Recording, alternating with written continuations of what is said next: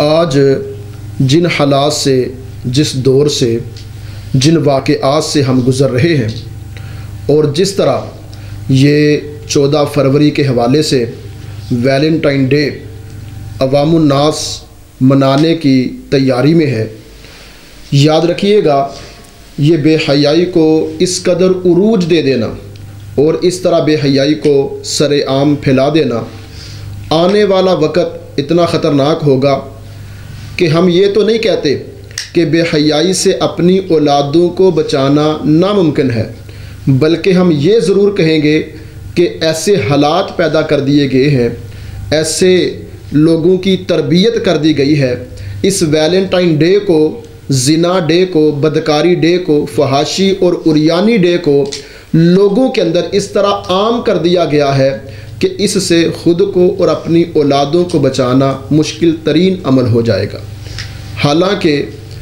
پیارے پیغمبر جناب محمد رسول اللہ صلی اللہ علیہ وسلم کے اوپر اترنے والا قرآن کریم سورۃ النور ہے،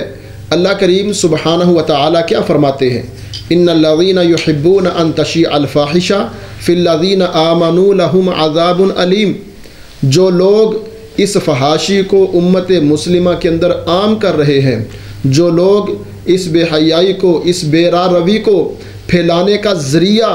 بن رہے ہیں،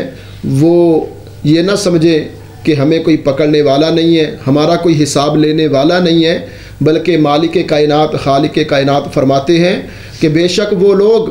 کہ جو ایمان والوں کے اندر بے حیائی کو عام کر رہے ہیں، ان کی کوششیں یہ ہیں کہ امت مسلمہ کے نوجوان بے حیا ہو جائیں،